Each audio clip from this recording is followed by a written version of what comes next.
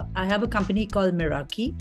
I'm a wellness coach, a life coach, a positive psychologist. I've been certified by a lot of thought changers. I have sessions on various topics on being resilient, psychology of money, power of abundance, power of kindness and words, how words impact our life. So, the term spirituality and the word karma and all of these words are being tossed around and they kind of typephrase us into something. But what is spirituality? It simply refers to the qualities that inspire us to be better people. And what's good for me and good for you then becomes good for us. And where does this all start from? Right inside us, to live more consciously, to be more mindful. How can that not benefit everybody and everything around us? We are in a boat of life. And if me, you, her, she, him, them all are happy, we all are happy. Why spirituality in leadership? Because I think after the buzzword of emotional intelligence, we are now prepared to take a deeper dive into of how to lead our teams to be more inclusive, how to bring them more as partners to everything we do. So those days of telling somebody is gone. The participation is what makes a success of a team and your workplace and your business. So as entrepreneurs, we are always looking at new ideas. I'm always looking at new ideas. I love listening to people. And I always say my team, my staff, my group are the tools that make the car run. The car is absolutely zero without everybody that's driving it or being part of it. So spirituality in entrepreneurship is like having fuel in your life, having fuel in the car. It's the heart of it. You need to lead with a more conscious pattern. You need to lead with a more inclusive way, a more friendly way. Yeah, I'm Chaaya Bhardhwaaj. I'm the founder of a digital agency headquartered in Mumbai called Wise. We've been around for about 2 decades now, 22 years to be precise. And I used to be a business journalist before I ventured into entrepreneurship. For me, spirituality, has been a key word that I was always interested in from the time I was a young child because of the environment in my house. My grandmother was very religious and she was a seeker, and there were books in my house that I used to read. And then there was Amar Chitrakatha, and there was the story about Dhruv who became the North Star, etc. that were always inspiring. To me, spirituality is, all about ultimately getting enlightenment, like Gautam Buddha did. And religious practices are also meant to guide you to reach there. And a spiritual seeker eventually goes through all kinds of journeys in life, including, running a business or being employed in a company, whatever it is. All those experiences are leading us somewhere. And when you are a spiritual seeker, you start really, accessing higher powers that help you in your journey of life, help you to overcome all the challenges, all the things that happen in your life. So in short, that's about me and why I'm here today on this topic. So my name is Asim Aliloski, and I'm the founder of Asim Aliloski International. And I help entrepreneurs and leaders around the world to turn their purpose into success. And I call myself a spiritual business and life coach. What I mean with spirituality is, so one thing around spirituality is to find out what is your purpose. So why you came here and how you want to serve others in an enlightened way. So you understand that you are the creator of your reality and you create in alignment with a divine plan and in alignment with a divine purpose. So this is basically the definition, or my definition, of spirituality. So in daily life, this has different expressions. So one expression is that you live and work from your heart and from your soul, and you create success from your heart and from your soul. What does it look like? It's actually for everybody, I think, different, but you have to find your own expression of your success that is in alignment with your heart and in alignment with your soul.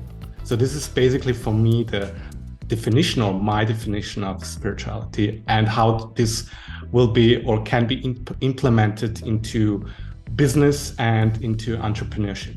for me, this is something that always belong together. And I think a true leader is an enlightened leader.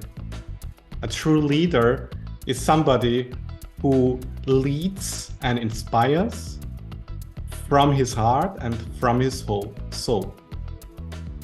And that he has a vision that is greater than probably his own imagination, and that he knows that he's here to serve others in an enlightened way.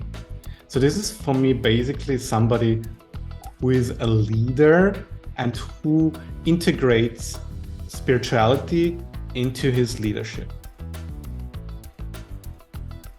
So I would like to know your opinion, Chaaya and Farhana. What do you think about that? If I can, respond, Asim, what you definitely did say was, that the leadership role is much larger than the individual role. We are now responsible for an ecosystem of not just now your employees, but your employees' families, your vendors, and also clients whom you serve. We now start becoming responsible for a much larger universe, directly and indirectly. And, therefore, the situations that start happening in our lives also are of a much, you can say, larger dimension rather than an individual self-centric dimension. The situations impact the ecosystem every time. And in the spiritual journey, what happens in our spiritual journey is that we are able to seek the higher cosmic resources and not limit to our logical thinking and our mind thinking. Now, one of the key things that I learned is that that how the cosmos showers you. The cosmic will is actually your will. Whatever you want, the cosmos is ready to shower. But we bring all the patterns that we carry. Patterns right from our childhood. A chocolate is taken away, and that patterns goes through our life, that life is denying you of your most precious needs, because as a child you were denied of the chocolate. And we carry those patterns into much larger situations later on, and then even before that opportunity or situation can be resolved, we have decided, hey, this is not going to happen. And this is where winners and leaders can make a difference, because we push those barriers and we say, hey, this challenge I'm going to break. Hey, this is not happening. And we are pushed to the wall, because say you have to pay the salary at the end of the month, whether the business is happening or not. You start becoming more and more responsible. And when you start becoming more and more responsible, you're seeing, okay, human help is not there. And then, the spiritual journey really helps you, because you start realizing that the higher power is supporting you. I think that really helps, because it helps you to really get those tools and techniques. And also, like in my case, we get initiation. We get initiated into an enlightened being's powers to be able to access the cosmic power, which not everybody is able to realize, and it will be good. And so for me as an entrepreneur, I do my best to mirror what I have learned, or not to mirror, I speak about it. I enrich my team on these facts that do not get limited by this current situation. There is a higher ability. All you have to do is rewrite your story. You write your story the way you want. You make those statements as you want, and not as your doubts are dictating them or your challenges are dictating them. And then the cosmos just showers as you want it. I hope I've been able to sort of add to what you're saying, Asim. Farhana, your thoughts? So I like a couple of things that you touched on, because those are my belief systems. Like I said, I'm a mindset coach here. And if you've read the book Secret, I'm a teacher trainer with Louise Hay, a life coach with Stephen Covey. My journey on meditation began when I was literally 12 years old. I didn't even know I was meditating. So I liked a couple of things that you pointed out, our beliefs. We have about 60,000 thoughts a day. How much of that is positive? And how much of that is just veering in a circle of negativity? How much of that is based on our past? Some may be inherited in our DNA. And think about how many things we inherit on birth. I've inherited my name, I've inherited my religion, I've inherited my belief systems, and those belief systems kind of self-prophesize to play out. Now, as a leader and as an entrepreneur, I'm responsible for X amount of people, or I'm responsible to be guiding people who come to me as a counselor. So, there is a lot of response roles that one plays here. And that all go back to how we think. If I think in an abundance mindset, that it will all work out well.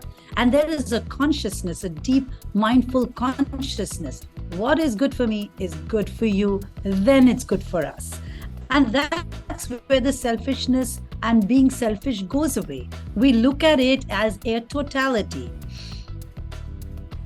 There's 7 billion people in the world today. And the one connectivity that we can all have is being more human. So being more human means what? Leading from the heart, leading from the soul.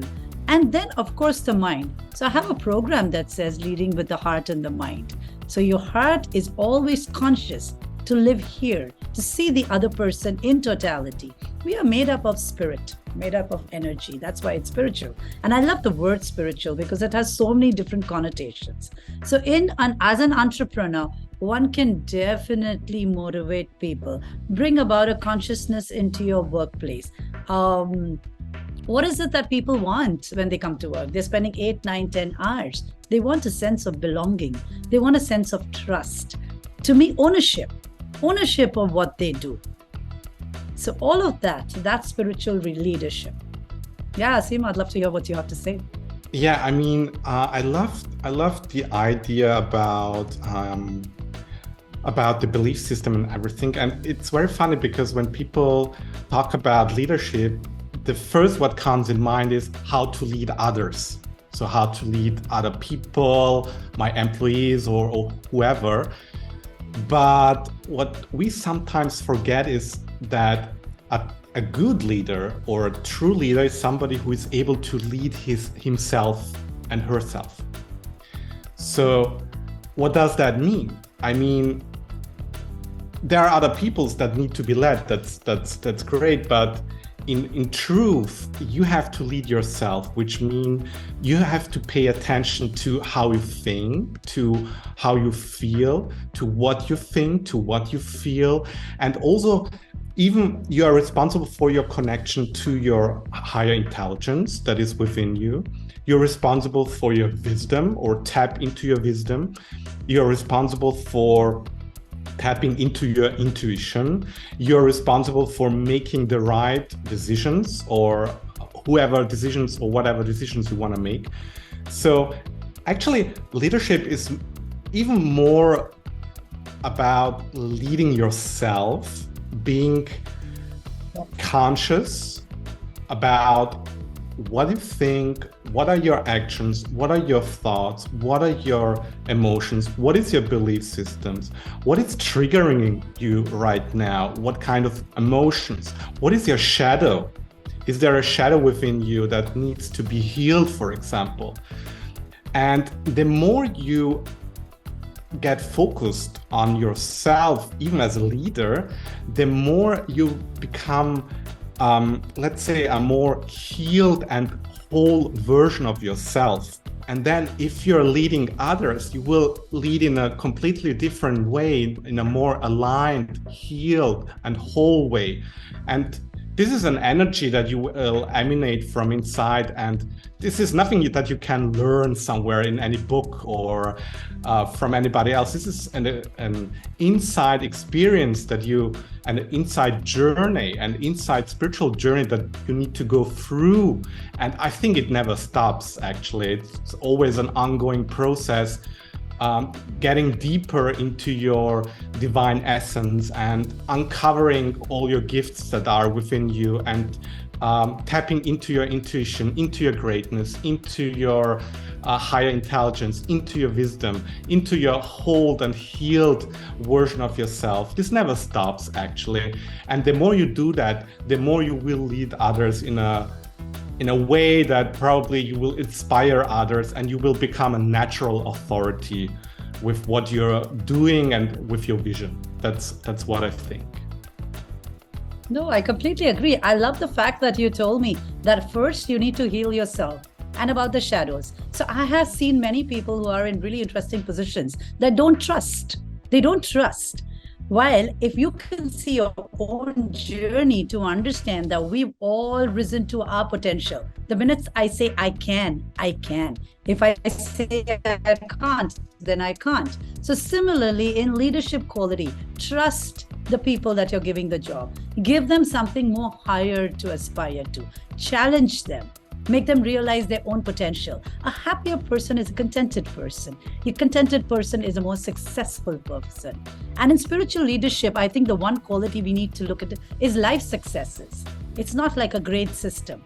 You know, how much have I enhanced somebody's life? Is he going back home to his family more happier? Are we concerned about those aspects? So sometimes leaders completely miss that. What we are going to do to ourselves, that is one. And Farhana spoke on the lines of collective thinking. It is not for yourself but about everyone. Now here I want to share what I have come to learn. We are only saying what we are projecting. We are actually operating in we've come from one source. That is a given. If I don't trust someone, for example, like you gave the example, it's because I don't trust myself. If I feel somebody is letting me down, it's because I let myself down. We only project our own self on the other. So even when I have these challenges with my team members, for example, if I'm feeling the team is letting him down, and then I've gone through exercises where I realized how much I let myself down. And the minute I have corrected myself, I make the shift, I see the team around me starts making the shifts. Everything boils down to our own self, and we are mirroring everything. Every time I change my story, the story around me changes. Because I am projecting the story around me. I am projecting the film around me. And each one of us has our individual film. Yeah, that's what I wanted to add it. That operates from oneness and do things yourself, and it starts happening in the world around you. This is super interesting because sometimes when I talk to my clients, they usually talk about when they are employed somewhere, they usually talk about their boss and their leader. And sometimes there are really bad leaders out there, I have to say.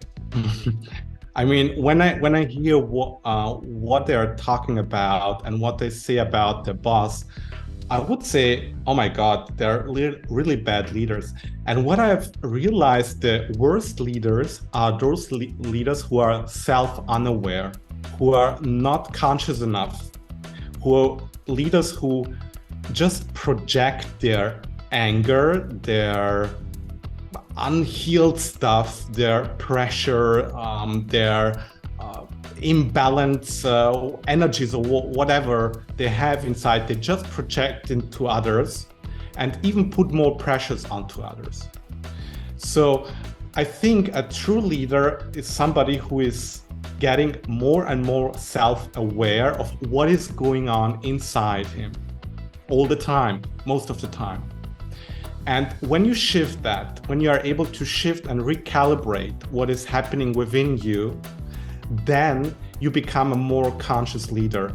And the more conscious you become, the more conscious your decisions will be, and the more conscious your leadership will be. And this is where spirituality comes in, I think, because for me, spirituality is something that makes us conscious and aware of who we are, of who we are not anymore, of what we want to release and who we want to become.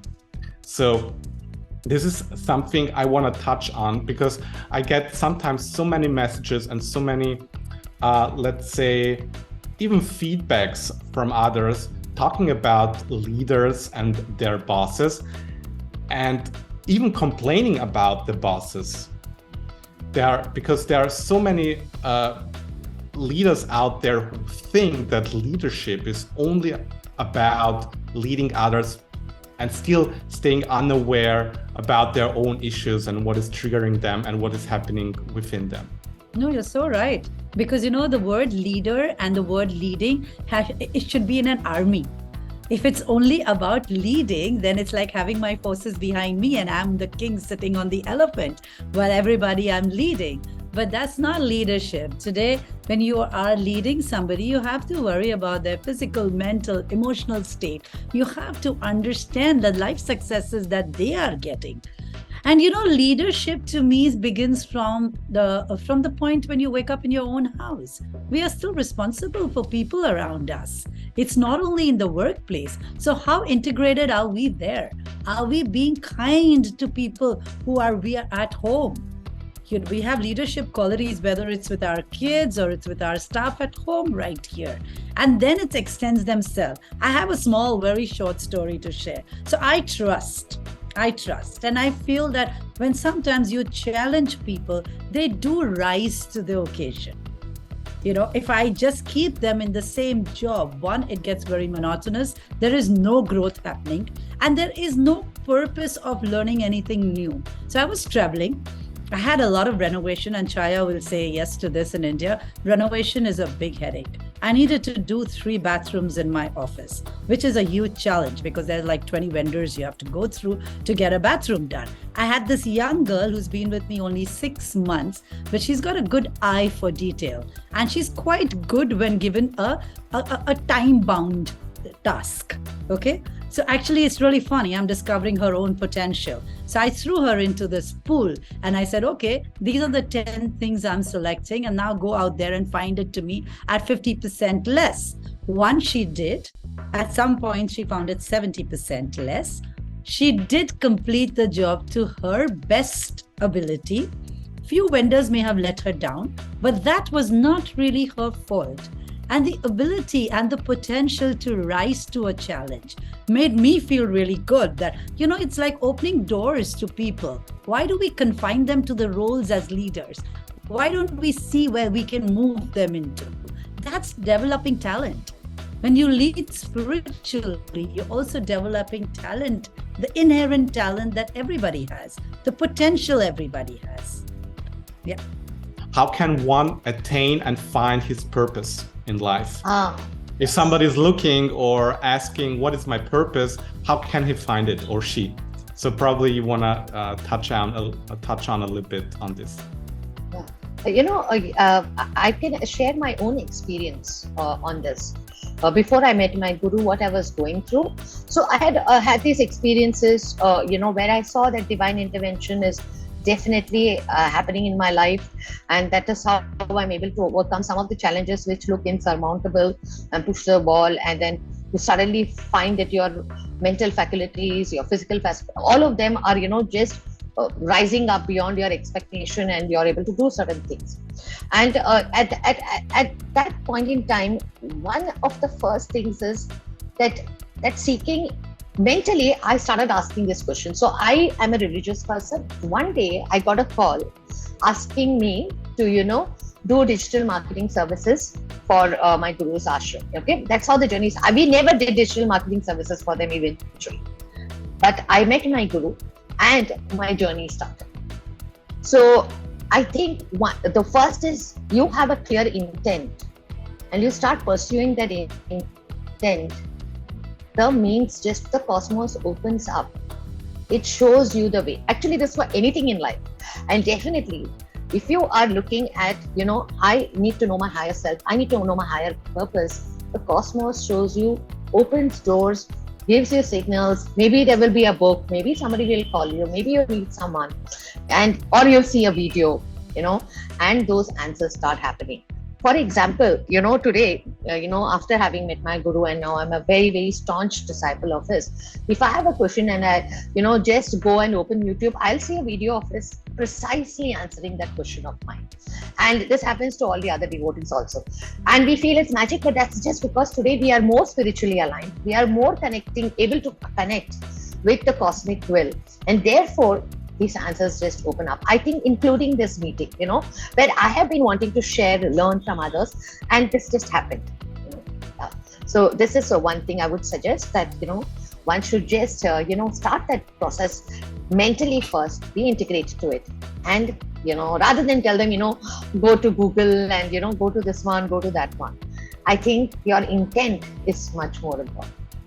This is so good. And I also recommend people to keep asking the question.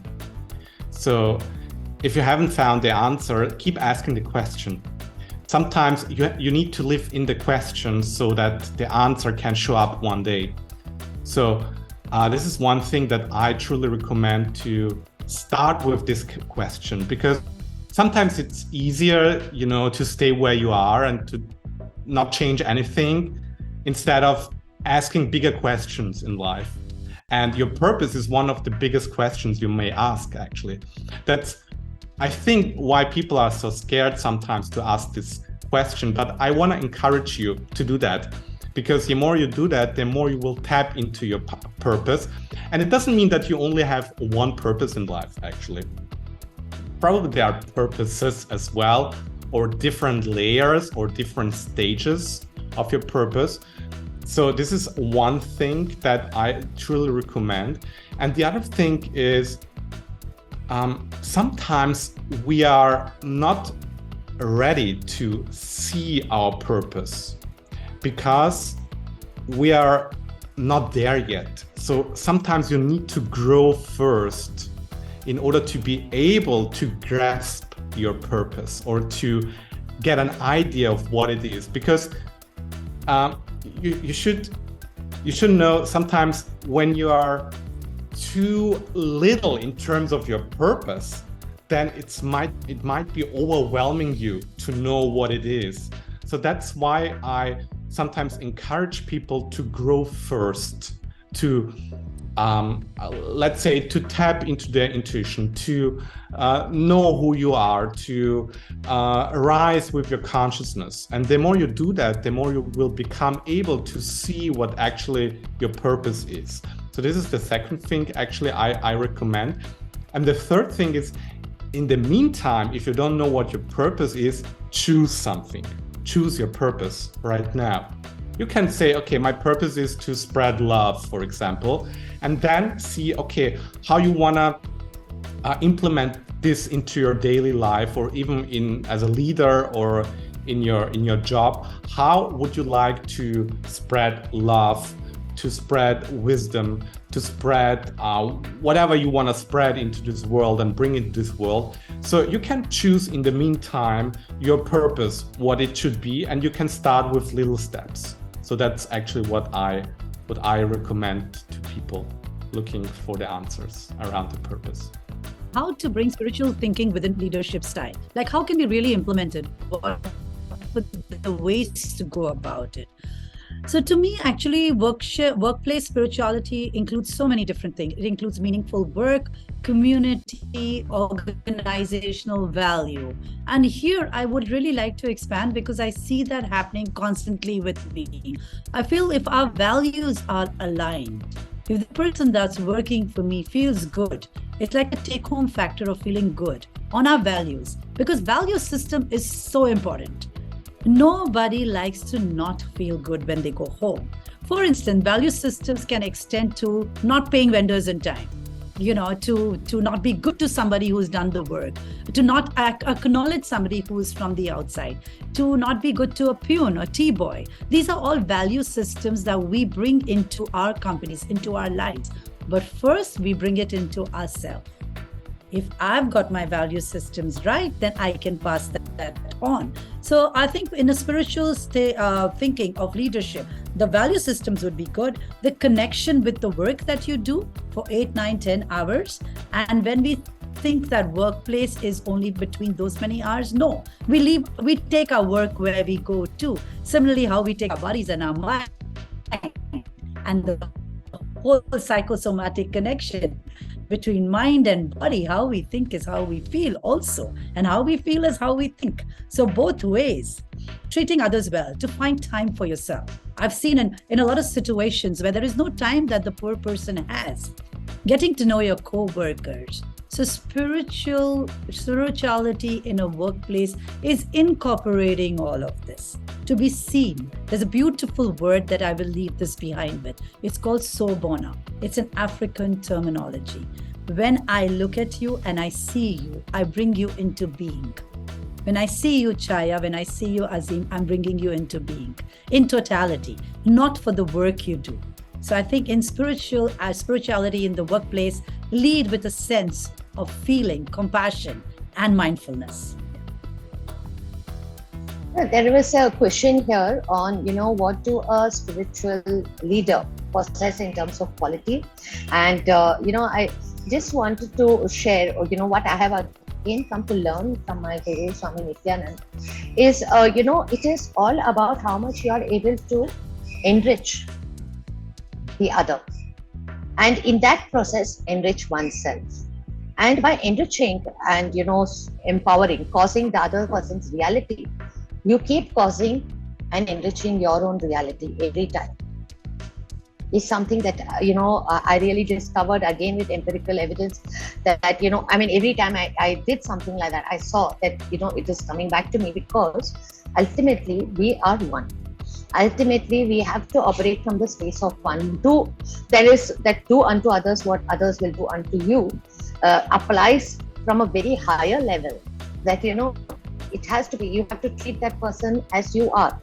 And then, everything else starts falling. So I think that is very, very critical for a spiritual leader, when their entire purpose is to enrich the ecosystem around them and to take it to the higher level. And by that doesn't mean giving a shoulder to cry on. It is about kicking the butt when needed and getting that person to stop moping and go for what they really should be. Go for the higher purpose. Not just dwell and be stuck in a rut, but get people out of their rut. This really to me is, and tell them how is it that you're making it work for you and why you're really doing it. Be as authentic and true about it, because many a times we shy away from telling the truth, the whole truth. We give it in bits and pieces. But when we share the whole truth, the other person can really see it and start mirroring what you're able to do. That was about me. Both of you can add to it, on what you see spiritual leadership. That's being authentic. When it's authentic leadership, it goes into being authentic as a person. First, it starts with me. It starts with you. We are a complete universe ourselves, right? And we are reflecting it out there. And people can see if you're not authentic. People can see it. Yeah. People can see if you're not honest. Even in a compliment, you can see it if that person is being honest or not. Being authentic is everything, mostly, I guess. So, and I think there are also layers to that. Sometimes, we are becoming beings, let's say, and the more we are on this path of our spiritual development and our spiritual growth, the more we will tap into our true essence, our true nature of who we are. And the more we do this, the more we will become even more authentic than before, actually. So, but I think being authentic and realizing who you are and what your values are and what you want to bring into this world and mean what you say and say what you mean, I think this makes a good leader in the end. True. I think that's the ultimate freedom. So I have a beautiful session. It's on psychology of money. And I say the maximum freedom that money gives you is freedom, right? So to be authentic is to be free, to be your true self. Absolutely. Yeah. Absolutely. And it takes sometimes courage. It takes some time, but it's okay. There may be some bullies around that don't like to see your authentic self, but that's fine. Stay true to it. You will get there. Yes. I totally agree. Thanks for reminding us again, Farhana. It's a journey, my dear. We're all trying to get there, and we're all getting there, baby steps at a time, but it's good. It's all good. Yes. So far, we know that we have gone through a long road. There may be a long road ahead, but it's progress. Otherwise, we would be Buddhas here, right? Before we conclude, I just wanted to add one thing to what Asim said, and for the purpose that it may make a difference to somebody who listens to our session. Yeah. Okay. Thank you, DLC. Thank you, everybody out here. I love the panelists out here. There was so much insightfulness here. Please reach out to me. I'm on www.meraki.in. And I'm Farhana Vohra, part of the DLC team, which is wonderful, wonderful space to be in. And you can get in touch with me in any of these forums. Thank you very much. So Thank you very much for this wonderful discussion, and thank you, DLC, for making this possible. And if you go to my website, asimaliloski.com, you will find different programs that we offer to our wonderful and great leaders and entrepreneurs who want to work with us. And there is one program that I would like to mention here. It's about intuition-based leadership and entrepreneurship. So it helps people actually to tap into their intuition and lead from their soul and from their heart. And if you're interested in that, just go to my website and check this out, and we would love to hear from you. Thanks very much. Yeah, hi.